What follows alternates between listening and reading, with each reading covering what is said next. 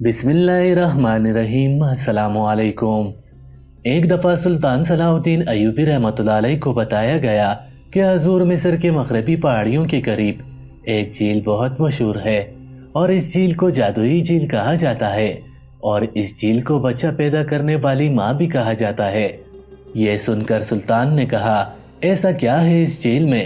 تو بتانے والے نے کہا، حضور وہ جھیل ایک جادوئی جھیل ہے اور اس جھیل میں جو بھی عورت جس کو بچہ نہ ہو رہا ہو اور اگر وہ عورت اس جھیل کے اندر ڈبکی لگائے تو ڈبکی لگانے کے چند دن بعد وہ عورت امید سے ہو جاتی ہے، کیونکہ وہ ایک جادوئی جھیل ہے۔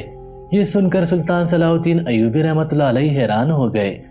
اگر بات پانی پینے کی ہوتی تو سمجھ میں آتا کہ ہو سکتا تھا کہ اس پانی کے اندر شفا ہوگی، لیکن ڈبکی لگانے سے ایسا کیا ہوتا ہے کہ ایک عورت حمل سے ہو جاتی ہے؟ یہ بات سلطان کو سمجھ میں نہیں آئی تو سلطان نے کہا، پھر کبھی اس جھیل کے اندر کسی مرد نے ڈبکی نہیں لگائی تاکہ کچھ حقیقت کا پتہ چل سکے؟ تو بتانے والے نے کہا، حضور وہ جھیل ایک سردار کے قبضے میں ہے اور اس سردار کے سپاہی اس جھیل کے ارد گرد ہر وقت موجود ہوتے ہیں اور کسی بھی مرد کو اس جھیل کے قریب بھی آنے کی اجازت نہیں، لہٰذا صرف ایک شادی شدہ لڑکی یا وہ عورت جو کہ ماں بننے کی عمر میں ہو، صرف اس کو ہی اس جھیل کے قریب جانے دیا جاتا ہے۔ اور جب وہ عورت اس جھیل کے اندر ڈبکی لگاتی ہے تو ڈبکی لگانے کے چند دنوں بعد وہ عورت حمل سے ہو جاتی ہے، لیکن ڈبکی لگانے سے پہلے وہ اس جھیل کے اندر 100 سونے کے سکے ڈالتی ہے اور پھر خود ڈبکی لگاتی ہے اور چند دنوں بعد وہ عورت حمل سے ہو جاتی ہے۔ اور حتیٰ کہ حضور میرے ایک دوست تھا جو کہ ایک تاجر تھا اور اس کو 10 سال سے کوئی اولاد نہیں ہو رہی تھی۔ اس کی بیوی بڑی خوبصورت تھی اور وہ دوسری شادی بھی نہیں کرنا چاہتا تھا۔ اس نے مصر کے بڑے بڑے حکیموں سے علاج کروایا لیکن اس کو اللہ نے اولاد نہیں دی۔ لیکن جب اس کی بیوی نے اس جھیل کے بارے میں سنا تو اپنے شوہر سے 100 سونے کے سکے لیے اور اس جھیل پر پہنچ گئی اور 100 سونے کے سکے ڈالنے کے بعد اس جھیل پر ڈبکی لگائی تو ڈبکی لگانے کے بعد چند دنوں بعد ہی وہ عورت حمل سے ہو گئی اور اب اس تاجر کا 5 سال کا ایک بیٹا ہے۔ یہ سن کر سلطان صلاح الدین ایوبی رحمۃ اللہ علیہ حیران ہو گئے اور سلطان صلاح الدین ایوبی رحمۃ اللہ علیہ نے حقیقت کا پتہ لگانے کے لیے ایک عجیب چال چلی۔ سلطان صلاح الدین ایوبی رحمۃ اللہ علیہ نے ایک عورت کا بیس بدلا اور عورت کا بیس بدل کر نقاب منہ پر اوڑھ کر سلطان صلاح الدین ایوبی جھیل کنارے پہنچے تو 100 سونے کے سکے جھیل میں پھینکے اور پھر سلطان نے جب ڈبکی لگائی تو اچانک جھیل کے اندر۔ دوستو اصل میں یہ واقعہ کچھ اس طرح کا ہے کہ مصر کی مغربی پہاڑیوں کے قریب ایک چھوٹی سی وادی کے اندر 800 خیموں پر مشتمل ایک بڑا سا قبیلہ آباد تھا، لیکن جب اس وادی میں قبیلے کی آبادی شروع ہوئی تو اس وقت ایک گاؤں کے نوجوان جس کو اپنے ہی گاؤں سے لوگوں نے نکما ہونے کی وجہ سے دھکے دے کر نکال دیا تھا، اور اس نوجوان نے اپنے گھر والوں کو اور اپنے 2-3 دوستوں کو اپنے گاؤں سے ساتھ لیا اور آ کر اپنے اس ویران وادی میں اپنے خیمے لگا دیے۔ نہ ہی وہاں کوئی قریب میں پانی کا بندوبست تھا، نہ ہی ان کے پاس کھیتی باڑی کے لیے کوئی زمین تھی، نہ ہی ان کے پاس قریب میں کوئی بازار تھا جس سے وہ تجارت کر کے اپنی روزی روٹی کما سکے۔ لیکن اس نوجوان نے ہمت نہیں ہاری اور اپنی جدوجہد کو جاری رکھتے ہوئے اس نے دن رات محنت کی۔ اس کا مقصد تھا کہ وہ اس وادی میں بہت بڑا قبیلہ آباد کرے گا، اور جن گاؤں والوں نے اس کو نکما ہونے کی وجہ سے گاؤں سے نکالا تھا، چند سالوں بعد وہی گاؤں والے اس قبیلے کے سردار سے مدد مانگنے کے لیے آئیں گے۔ اس قبیلے کے لوگوں نے اس نوجوان کو اپنے قبیلے کا سردار منتخب کر لیا، کیونکہ اس نوجوان نے ہی ان کو اسی جگہ پر رہنے کی تجویز دی اور ہر آنے والے مشکلات کا سامنا بھی وہی نوجوان کرتا تھا۔ لہٰذا چند خیموں پر مشتمل قبیلے کے لوگوں نے اس کو اپنے سردار مقرر کر دیا۔ اب اس سردار نے اپنی جدوجہد جاری رکھتے ہوئے ایک بازار کے اندر پہنچا۔ بازار میں پہنچا اور دیکھنے لگا کہ کوئی ایسا تاجر تلاش کیا جائے جو اس کی مدد کر سکے۔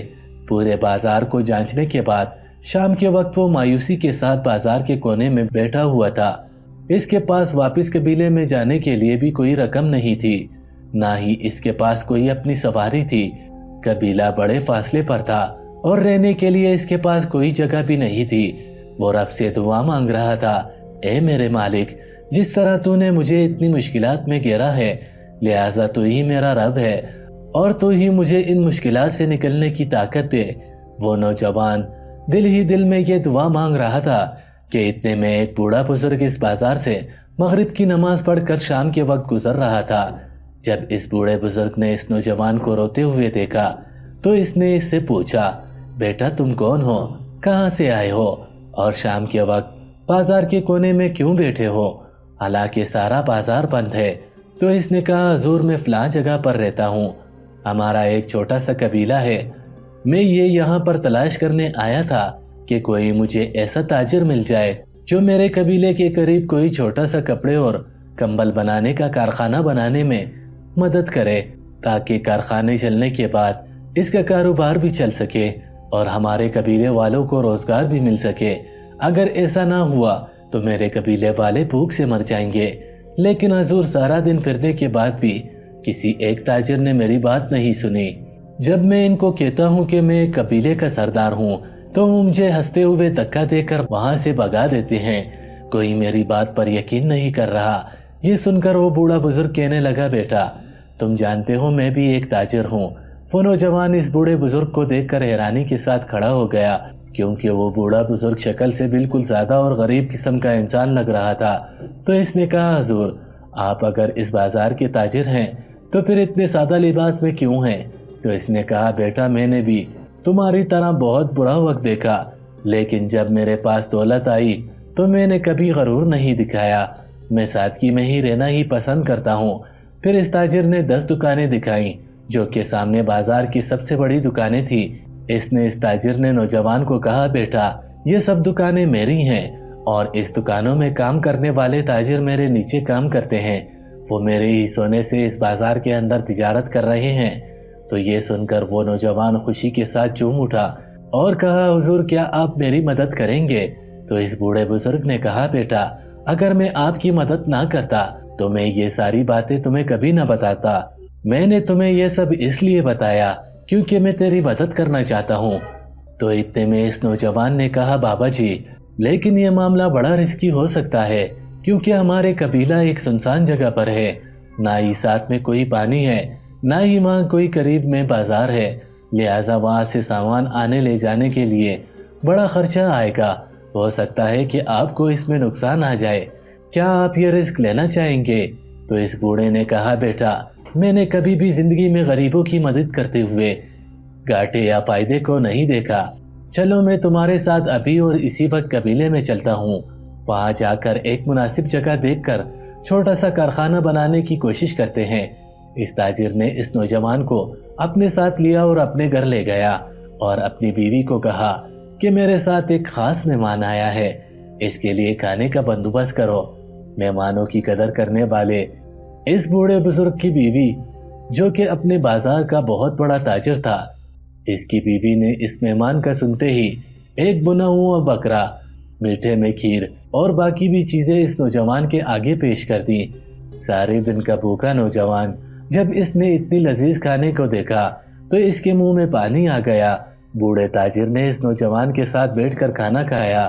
اس کے بعد اس بوڑھے بزرگ نے اپنے ایک ملازم کو اپنے پاس بلایا اور کہا، تم میرے استبل میں چلے جاؤ اور میرا سب سے نایاب اور قیمتی گھوڑا کھول کر لاؤ۔ تھوڑی دیر بعد وہ ملازم گھوڑا کھول کر لایا تو اس بوڑھے تاجر نے کہا، بیٹا تمہارے پاس اپنی سواری نہیں، لہٰذا تمہیں کاروبار کے سلسلے میں اپنے قبیلے سے بازار میں آنا جانا ہوگا، لہٰذا یہ گھوڑا تم اپنے پاس رکھ لو۔ تو یہ سن کر اس قبیلے کے سردار نے کہا، بابا جان میری اتنی اوقات نہیں کہ میں اتنا مہنگا گھوڑا آپ سے خرید سکوں۔ تو بوڑھے بزرگ نے کہا، بیٹا تم کو کس نے کہا ہے کہ میں یہ تمہیں گھوڑا فروخت کر رہا ہوں؟ یہ میرا سب سے نایاب اور پیارا گھوڑا ہے، لیکن میں جانتا ہوں کہ تمہیں اس وقت اس گھوڑے کی ضرورت ہے اور یہ گھوڑا تم پر بہت جچے گا۔ یہ سن کر اس نوجوان کی آنکھوں میں آنسو آ گئے اور وہ اس تاجر کا شکریہ ادا کرنے لگا۔ تو اس نے کہا، بیٹا تمہیں شکریہ ادا کرنے کی ضرورت نہیں، تم کھانا کھاؤ، ہم کل صبح ہی تیرے گاؤں قبیلے کی طرف روانہ ہو جائیں گے۔ پیچھے قبیلے والے اس نوجوان سردار کے لیے بہت پریشان ہو رہے تھے، کیونکہ وہ سب بھی جانتے تھے کہ وہ نوجوان سردار اتنی چھوٹی سی عمر میں اپنے کندھے پر اتنا زیادہ بوجھ لے کر سارے قبیلے والوں کی خاطر نکل گیا ہے۔ اگلی صبح ہوتے ہی سورج طلوع ہونے سے پہلے وہ نوجوان اس تاجر کے ساتھ وہاں پہنچ گیا۔ جب اس تاجر نے وہاں اس قبیلے کی جگہ کو دیکھا تو وہ بڑا خوش ہو گیا اور اس نے کہا، بیٹا تم نے کہا تھا کہ یہاں کوئی پانی کی جگہ نہیں ہے، کیا تم جانتے ہو کہ اس کے پہاڑ ساتھ میں ایک چھوٹی سی ندی ہے، لیکن اس کے درمیان میں تھوڑا سا جنگل آتا ہے اور اسی وجہ سے تمہیں اس ندی کے بارے میں نہیں پتا۔ ہم وہ جنگل تھوڑا سا کاٹ کر اس جگہ پر اپنا کارخانہ بنائیں گے۔ آپ سب اس کارخانے کے لیے بھی اس ندی سے پانی حاصل کر سکتے ہیں اور اپنے قبیلے والوں کے لیے بھی وہاں سے پانی حاصل کر سکتے ہیں۔ جب قبیلے والوں کو پتہ چل گیا کہ وہ تاجر وہاں پر ان قبیلے والوں کے لیے ایک کارخانہ بنا رہا ہے تو وہ بڑے خوش ہو گئے اور اس تاجر کا شکریہ ادا کرنے لگے۔ اب اس نوجوان کو بوڑھے تاجر نے اس ندی کی طرف لے گیا اور چند دنوں کے بعد اس تاجر کے مزدور لگ گئے اور تھوڑی سی لکڑیاں کاٹنے کے بعد جو کہ کارخانہ بنانے کے لیے دستیاب تھی، لکڑیاں کاٹ لی گئی، کارخانے کی جگہ بنا دی گئی۔ اب قبیلے سے تھوڑے فاصلے پر قالین اور نایاب کمبل بنانے کا کارخانہ بن گیا اور ساتھ میں خوبصورت اور ٹھنڈے پانی والی ندی بھی بہہ رہی تھی۔ یہ دیکھ کر وہ نوجوان سردار بڑا خوش ہو رہا تھا، کیونکہ جس نوجوان کو اپنے ہی وطن سے نکما اور نااہل ہونے کی وجہ سے نکالا گیا تھا، وہ نوجوان اپنے قبیلے کے لیے اتنا سب کچھ کر رہا تھا اور یہ بات اس نوجوان کے لیے بڑے ہی فخر کی بات تھی۔ بہرحال وقت گزرتا رہا اور اس تاجر کی محنت اور قبیلے والوں کی انتھک محنت کی وجہ سے وہ کارخانہ اتنا کامیاب ہوا کہ اس کارخانے کا کپڑا، کمبل، قالین نہ صرف بازاروں میں بکنے لگے بلکہ بڑے بڑے قلعوں میں ان کی قالینیں کی ڈیمانڈ ہونے لگی۔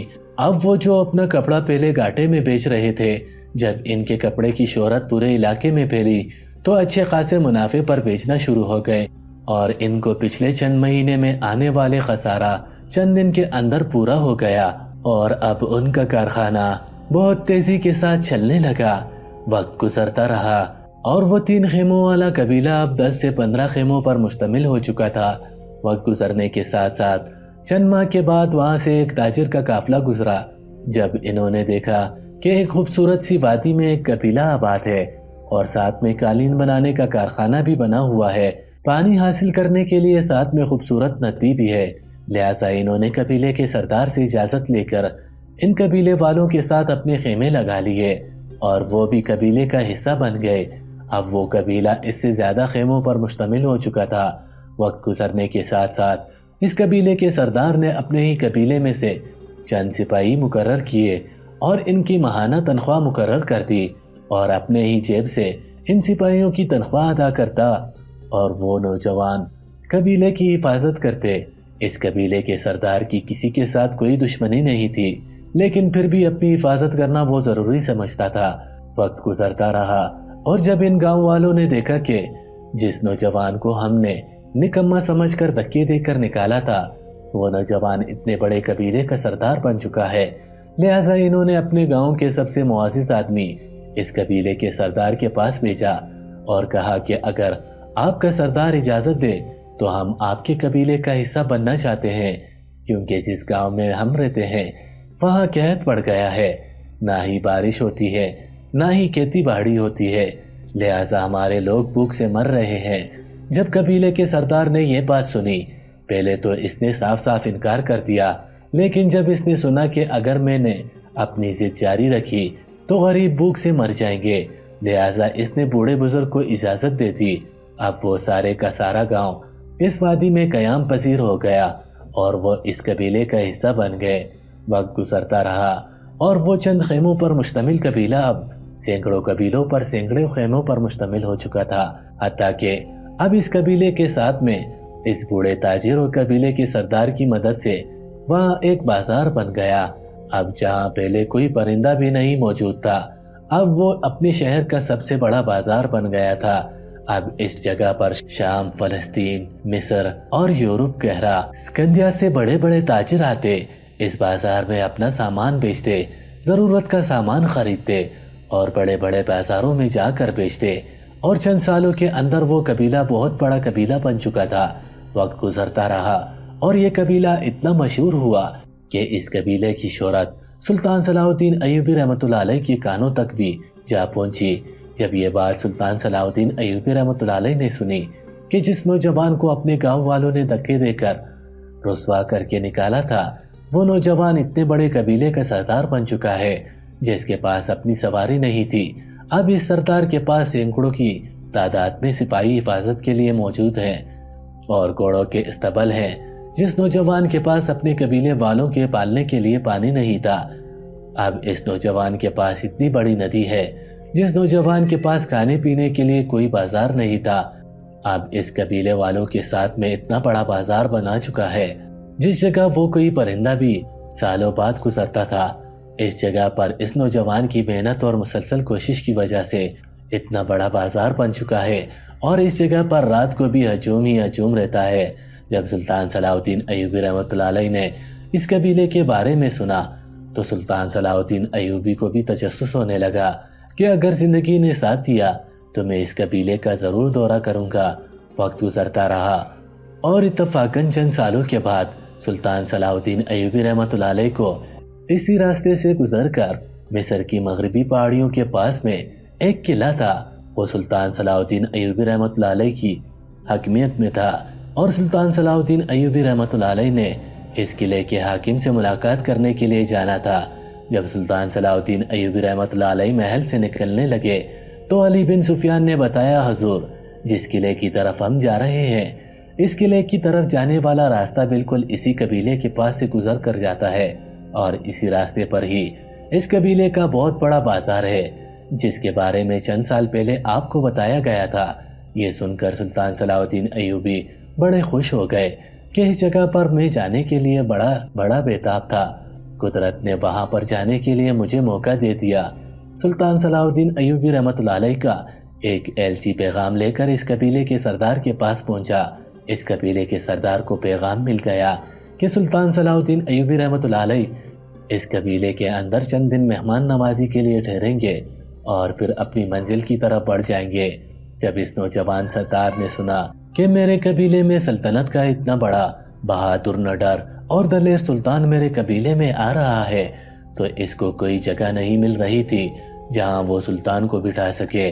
جب اس کو خبر ملی کہ سلطان صلاح الدین ایوبی رحمۃ اللہ علیہ اس کے قبیلے کے چند میل فاصلے پر ہیں تو قبیلے والے راستے پر سارے لوگ ہی کھڑے کر دیے جو کہ سلطان صلاح الدین ایوبی رحمۃ اللہ علیہ کے استقبال کے لیے کھڑے تھے۔ جب سلطان صلاح الدین ایوبی رحمۃ اللہ علیہ نے سارے قبیلے والوں کو سلطان کا استقبال کرتے ہوئے دیکھا تو سلطان کو بڑی خوشی ہوئی کہ جس قبیلے کا سردار اتنا دلیر بہادر اور محنتی ہو، اس کے لوگ بھی اتنے ہی محنتی اور باشعور ہوتے ہیں۔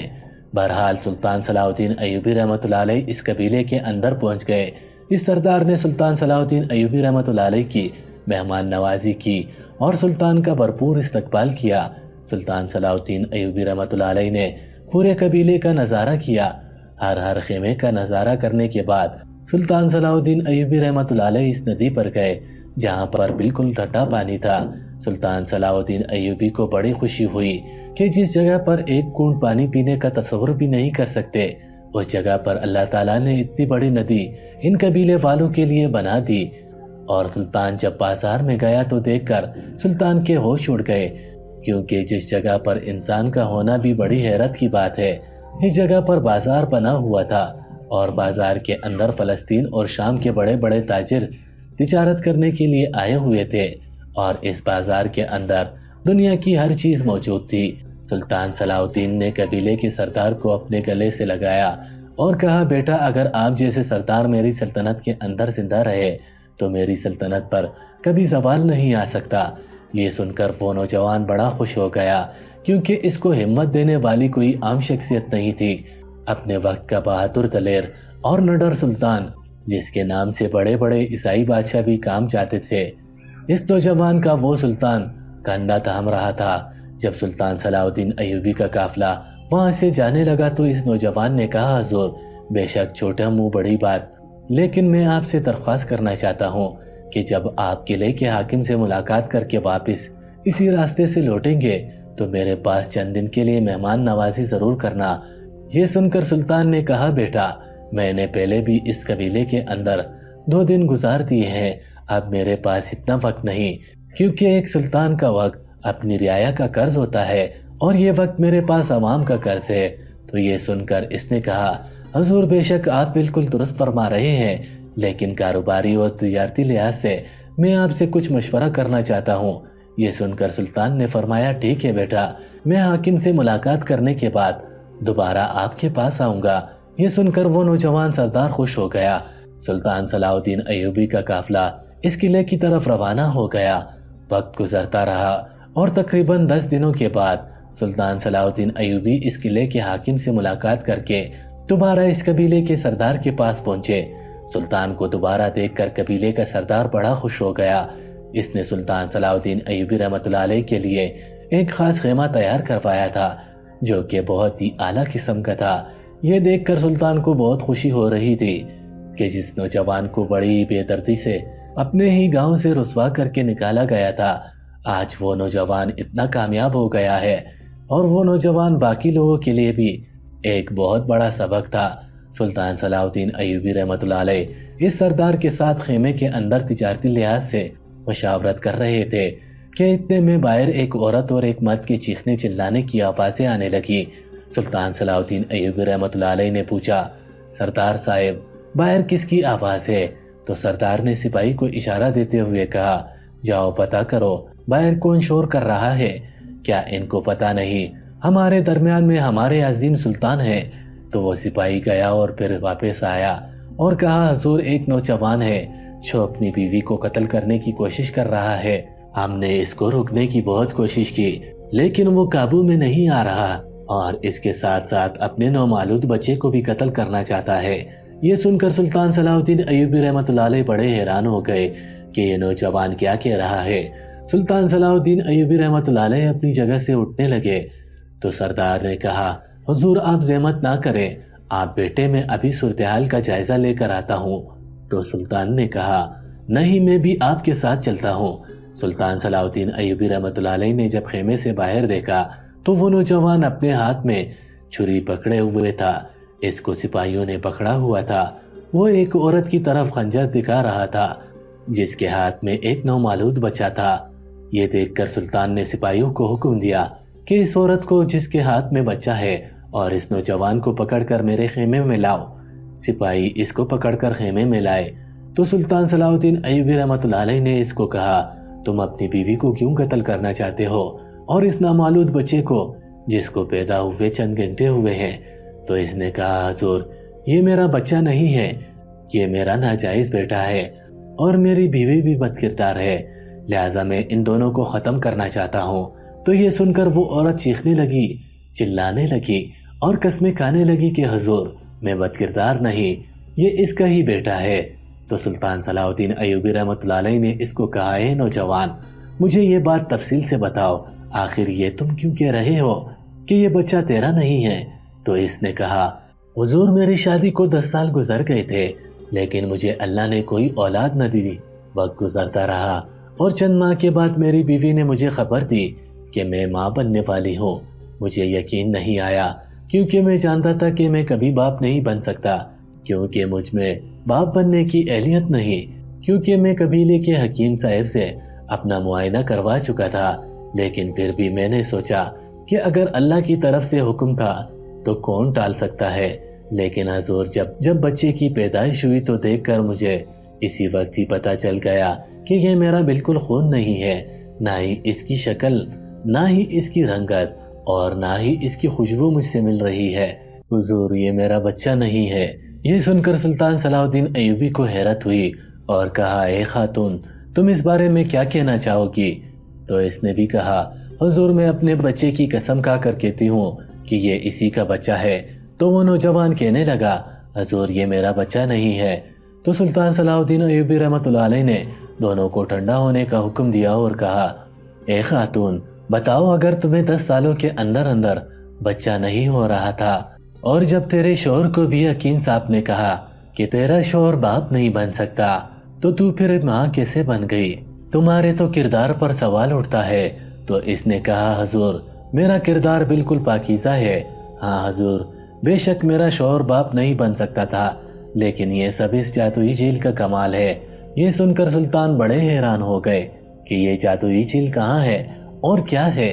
سلطان نے کہا، اے خاتون، تم کیا کہہ رہی ہو؟ اتنے میں سردار نے کہا، یہ تم کیا کہہ رہی ہو؟ یہ جادوئی جھیل کہاں سے آ گئی؟ تو اس نے کہا، حضور، جب میری شادی کو 10 سال گزر گئے، میرا شوہر مجھ سے ہر دن بیٹا مانگتا تھا۔ جب میں نے دیکھا کہ میرے پاس اور کوئی راستہ نہیں، تو میری ایک سہیلی نے مجھے بتایا کہ پہاڑیوں کے دوسری طرف ایک جادوئی جھیل ہے۔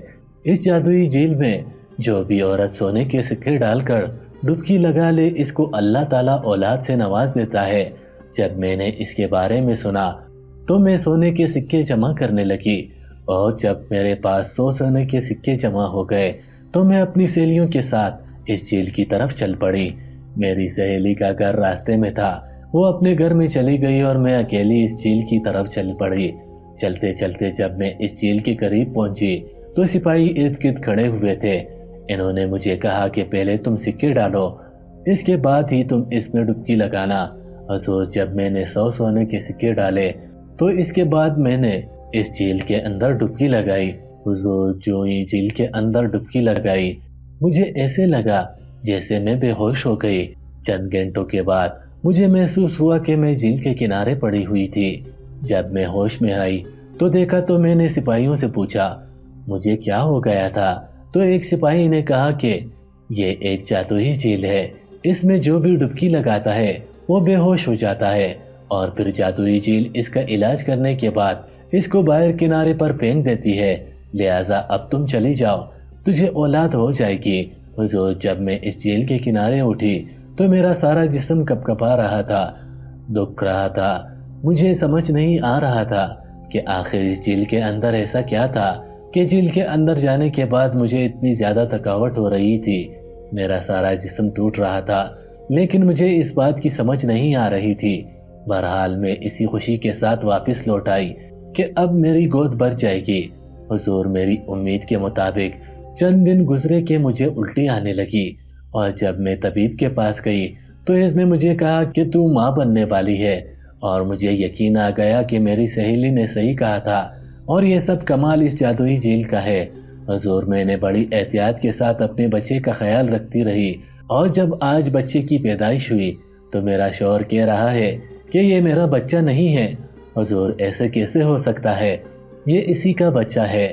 میں اپنے بچے کی قسم کھا کر کہتی ہوں کہ میرے شوہر کے علاوہ مجھے آج تک کسی نے ہاتھ بھی نہیں لگایا۔ یہ سن کر سلطان صلاح الدین تجسس میں پڑ گئے کہ آخر یہ ماجرا کیا ہے۔ سلطان صلاح الدین ایوبی تھوڑی دیر سوچنے میں مصروف ہو گئے، تو اتنے میں سلطان صلاح الدین ایوبی رحمۃ اللہ علیہ نے دوبارہ اس جھیل کے بارے میں ایک ایک بات پوچھی، تو سلطان کو بتایا گیا کہ حضور، وہ ایک جادوئی جھیل ہے جو کہ کئی سالوں سے آباد ہے۔ وہ جھیل ایک سردار کے قبضے میں ہے، اور اس سردار کے سپاہی اس جھیل کے کنارے پر حفاظت کے لیے مامور ہوتے ہیں۔ وہ جادوئی جھیل بچے پیدا کرنے والے جھیل کے نام سے بھی مشہور ہے۔ اس جھیل کے اندر جو بھی عورت یا لڑکی ڈبکی لگاتی ہے، وہ شادی شدہ ہو تو وہ ماں بن جاتی ہے، اور یہ سب کمال اس جادوئی جھیل کا ہوتا ہے۔ حضور، اس جھیل میں اگر 50 عورتیں ڈبکی لگائیں تو اس میں 25 عورتیں یقیناً ماں بن جاتی ہیں۔ یہ سن کر سلطان بڑا حیران ہوا کہ کبھی کسی جھیل نے کسی کو ماں بنایا۔ یہ بات سلطان کی سمجھ میں نہیں آ رہی تھی۔ سلطان صلاح الدین ایوبی سمجھ چکے تھے کہ معاملہ سارا گڑبڑ ہے۔ سلطان صلاح الدین ایوبی رحمۃ اللہ علیہ نے حقیقت کا پتہ لگانے کے لیے ایک عورت کا بھیس بدلا اور اپنے گھوڑے پر سوار ہو گئے۔ سردار کہتا رہا، حضور، آپ یہ کیا کر رہے ہیں؟ آخر یہ سب کرنے کی آپ کو کیا ضرورت ہے؟ تو سلطان صلاح الدین ایوبی رحمۃ اللہ علیہ نے کہا کہ اگر آج اس بات کا پتہ نہیں لگایا گیا تو نہ جانے یہ جادوئی جھیل کب تک لوگوں کے عزتوں کے ساتھ کھیلتی رہے گی۔ سلطان صلاح الدین ایوبی رحمۃ اللہ علیہ نے اپنا گھوڑا دوڑا دیا اور ایک عورت کے بھیس میں اس جھیل کے قریب پہنچ گئے۔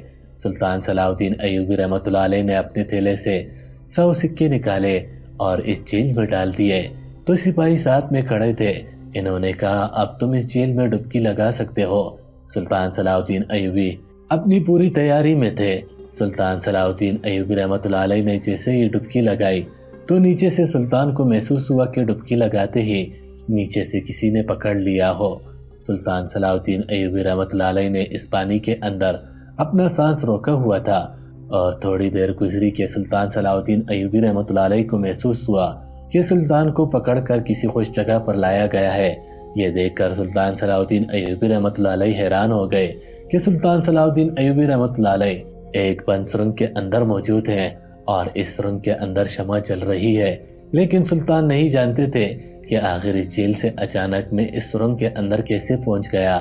جب سلطان صلاح الدین ایوبی رحمۃ اللہ علیہ نے اپنی آنکھیں کھولی تو سلطان صلاح الدین ایوبی رحمۃ اللہ علیہ دیکھتے ہیں کہ اس سرنگ کے اندر بڑے ہی تگڑے اور طاقتور پہلوان موجود ہیں اور وہ جسم سے کپڑے انہوں نے اتارے ہوئے ہیں۔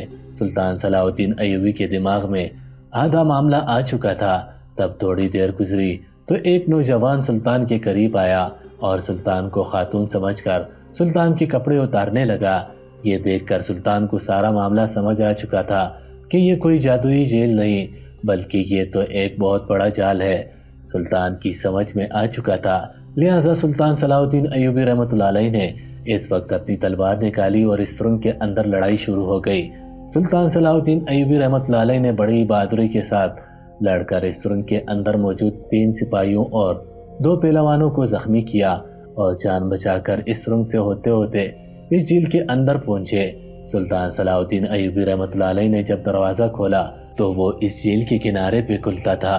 سلطان صلاح الدین ایوبی سمجھ چکے تھے کہ جب کوئی خاتون اس جھیل کے اندر ڈبکی لگاتی ہے تو جھیل کے اندر موجودہ سپاہی فوراً پکڑ کر اس کو اس دروازے سے سرنگ کے اندر لے جاتے ہیں۔ سلطان صلاح الدین ایوبی جب اس دروازے سے نکلے تو سلطان نے جھیل کے اندر ڈبکی لگائی اور باہر نکلتے ہی ان سپاہیوں پر بھی حملہ کر دیا۔ سلطان صلاح الدین ایوبی رحمۃ اللہ علیہ نے سارے سپاہیوں کو قتل کیا اور اپنے گھوڑے پر سوار ہو کر وہاں سے روانہ ہونے لگے تو اتنے میں وہ سارے قبیلے والے، قبیلے کا سردار وہ نوجوان اور اس کی بیوی سلطان کے سپاہی، وہ سب اس جھیل کے قریب پہنچ چکے تھے۔ جب سردار نے سلطان کو صحیح سلامت دیکھا تو وہ بڑا خوش ہو گیا اور کہا، حضور آپ کو کوئی چوٹ تو نہیں لائی؟ تو سلطان نے کہا، نہیں مجھے کچھ نہیں ہوا، آج بہت بڑے راز سے پردہ فاش ہو گیا ہے۔ تو سردار نے کہا، حضور اصل میں معاملہ کیا تھا؟ تو سلطان صلاح الدین ایوبی رحمۃ اللہ علیہ نے کہا، یہ کوئی جادوئی جھیل نہیں بلکہ بہت بڑا جال ہے۔ جو عورت سمجھتی ہے کہ مہمان نہیں بن سکتی اور جو عورت شادی شدہ ہوتی ہے تو وہ جھیل میں آ کر جب ڈبکی لگاتی ہے تو اس کو ڈبکی لگانے کے بعد جیسے وہ ڈبکی لگاتی ہے اس جھیل کے اندر میں موجود بہت ماہر طریقے سے تیرنے والے سپاہی اس عورت کو پکڑ کر وہ فلاں دروازے سے سرنگ کے اندر لے جاتے ہیں اور وہ یہ کام بڑی مہارت سے کرتے ہیں کہ کوئی اور دیکھ نہیں پاتا، اور سرنگ کے اندر 2 پہلوان آدمی موجود ہیں جو اس عورت کے جسم کے ساتھ کھیلتے ہیں اور اپنا حرام نطفہ اس عورت کے پیٹ میں ڈال دیتے ہیں، اور وہ عورت سمجھتی ہے کہ یہ سب کام جادوئی جیل کی وجہ سے ہو رہا ہے اور اس وجہ سے وہ عورت ماں بن جاتی ہے، اور وہ سمجھتی ہے کہ یہ سب کام جادوئی جیل نے کیا ہے اور اس کے بدلے میں اس جیل کا سردار بھی اچھے خاصی دولت بھی کما رہا ہے۔ یہ سن کر سارے لوگ حیران ہو گئے اور سردار نے کہا، حضور اگر آپ یہاں نہ ہوتے تو اس جھیل کے بارے میں چھپے راز کے بارے میں معلوم کرنا بالکل ناممکن تھا۔ اس کے بعد سلطان صلاح الدین نے اس نوجوان کو کہا کہ اس کے پیچھے تیری بیوی کا کوئی قصور نہیں، لہٰذا تم اسے قسمت کا کھیل سمجھو اور اس کو قبول کرو۔ پھر سلطان نے اس جھیل کو اپنے قبضے میں لے لیا اور قبیلے کے سردار پر حملہ کر کے اس کو بھی قتل کر دیا، جو کہ اتنے سالوں سے غریب عورتوں کی عزت کے ساتھ کھیلتا آ رہا ہے۔ اور اسی طرح سلطان صلاح الدین ایوبی رحمۃ اللہ علیہ نے بڑی ہی عقل مندی اور بہادری کے ساتھ اس جادوئی جھیل کا راز کھول دیا۔